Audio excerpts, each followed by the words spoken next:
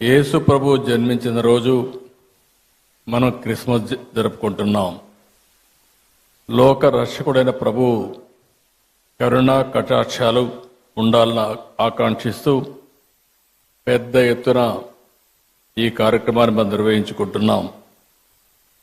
ప్రేమ, కరుణ, సేవకు ప్రతీక క్రిస్టియానిటీ.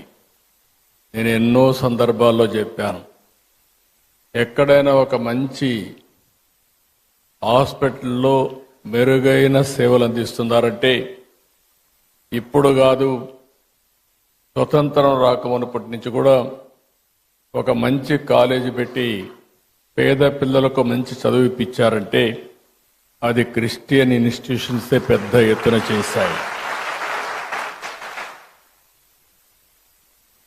దీనికి స్ఫూర్తి ఇచ్చింది కూడా యేసు ప్రభు ఇచ్చారు.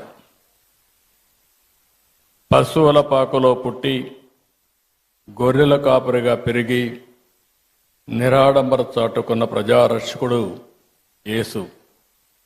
నమ్మిన వారి కోసం బలిదానానికి సైతం వెనుకాడని క్రీస్తు గొప్పతనం ప్రతి ఒక్కరు కూడా ఉత్తేజాన్ని తీసుకోవాల్సిన అవసరం ఉంది.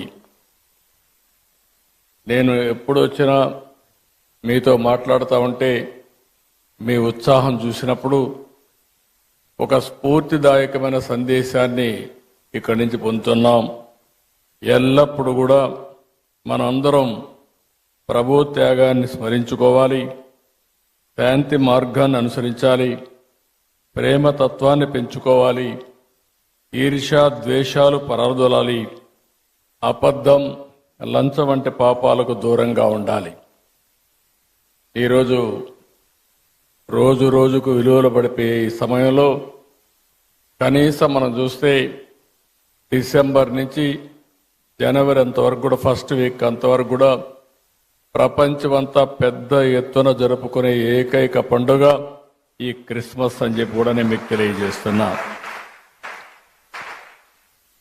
అందుకనే నేను కూడా మీరు ఒకసారి చూస్తే ఇప్పుడే కాదు, మొట్టమొదటిసారిగా నేను సమైక్య ఆంధ్రప్రదేశ్లో ముఖ్యమంత్రిగా ఉన్నప్పుడు గవర్నమెంట్ తరపున ప్రీ క్రిస్మస్ ఈవెంట్ జరపాలని ఆ రోజు ఒక హైదరాబాద్లోనే కాకుండా అన్ని జిల్లాల్లో కూడా కార్యక్రమాలు నిర్వహించిన పార్టీ తెలుగుదేశం పార్టీ అని చెప్పి కూడా నేను మీకు తెలియజేస్తున్నాను. ఎప్పుడు కూడా నేను ఒకటే ఆలోచిస్తాను, మైనారిటీ వర్గాల సంక్షేమానికి భద్రతకు ఎప్పుడూ నేను అండగా ఉంటాను.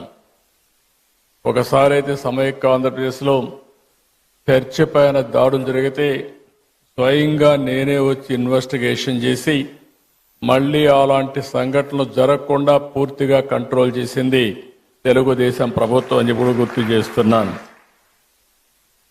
ఇంకొక పక్క విభజన తర్వాత కూడా మీరు ఒకసారి చూస్తే ఏదైతే క్రిస్టియన్స్ కోసం సంక్షేమం కోసం ఎక్కువ ప్రాధాన్యత ఇచ్చాం, చర్చల నిర్మాణానికి ఆర్థిక సహాయం చేశాం. ఇంకొక పక్క మీరు చేస్తున్నటువంటి సేవలకు సహకారంగా ఉండాలని క్రైస్తవ సంస్థలకు ఒక్కొక్క సంస్థకి 10 లక్షల రూపాయల ఆర్థిక సహాయం చేసి మిమ్మల్ని ప్రోత్సహించాం. గుంటూరులో మీరు చూస్తే క్రిస్టియన్ భవనం కోసం 2 ఎకరాల భూమిని కేటాయించడమే కాకుండా ఆ రోజు 10 కోట్ల రూపాయలు ఖర్చు పెడితే కంప్లీట్ కాని బిల్డింగ్ని కంప్లీట్ చేయాలని 5 సంవత్సరాలు ఆలోచించలేదు. మళ్ళీ నేను వస్తానే దాన్ని పూర్తి చేసే బాధ్యత కూడా తీసుకొని తొందరలోనే మీ అందరికి అంకితం చేస్తాం, మీ అందరికి అందుబాటులో తీసుకొస్తాం.